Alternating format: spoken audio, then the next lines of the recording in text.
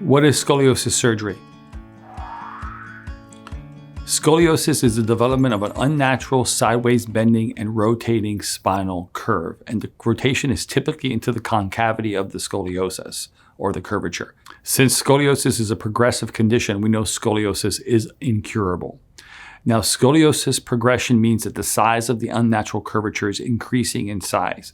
Therefore, the effects that the scoliosis is having is also increasing with it.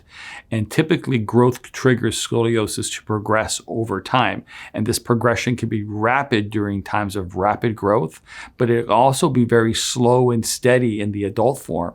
And as curves progress in the adult form, they're more likely to cause pain and discomfort because the spine is compressing.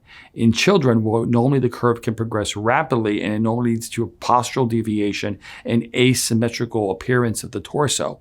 And because it can progress rapidly during growth phases, this is the most common time that scoliosis is diagnosed, is in adolescent growth spurts. Now, scoliosis is typically treated through two specific treatment approaches, and something I like to call traditional orthopedic approaches, and something I like to call conservative or modern conservative treatment approaches.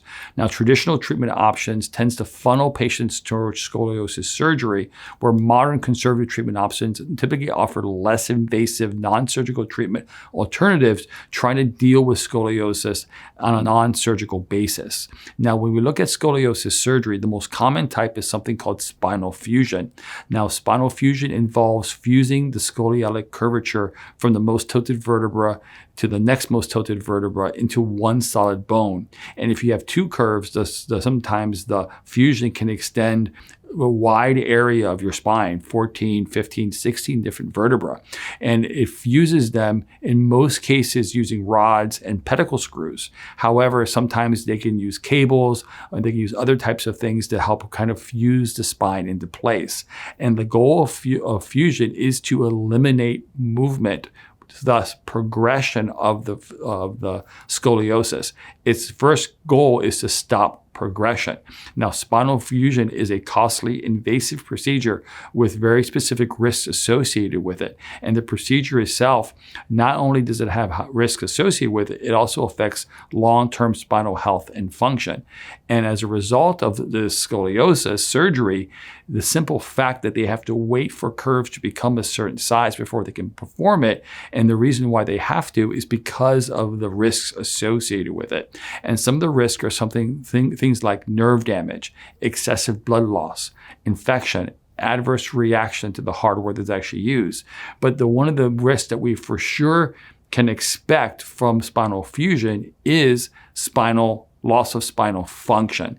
We know that one of the main functions of the spine is to move. It is for the spine to become flexible and for it to move and bend. But spinal fusion eliminates movement and trying to stop progression. This loss of movement is a negative effect to the body. It's a non-functional approach. The spine isn't going to function better after spinal fusion.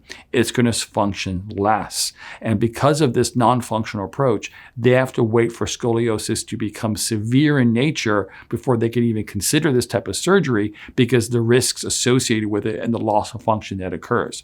And we know fusing the spine not only eliminates progression, but again, I mentioned, is contrary to the movement-based design of the spine. And while there's many factors that affect a patient's response to spinal fusion, including age and severity, number of vertebrae fused, there are a lot of patients are very disappointed by the idea is that they lost this range of motion and they've lost this flexibility. And some patients also have increased pain as a result of spinal fusion, because spinal fusion is not designed to try to reduce or eliminate your pain. It's just trying to stop progression. And we also know a fused spine is not as strong as one that's not, and it's definitely more prone to injury. So therefore, it can make these patients very fearful of their spine and what can happen to them, because they got to be careful that if an injury can lead to hardware failure. Now, as a result of all this negative effects, we know spinal fusion can help straighten curves, but it does it at a cost. It's not like, okay, we're making the spine straighter and everything else is fine. We know that, yeah, they're making the spine straighter, but they're doing it at the sacrifice of function, movement, and longevity of the spine. So therefore, many cases of scoliosis or patients don't want to have scoliosis surgery, even though it's a scoliosis surgical level curve.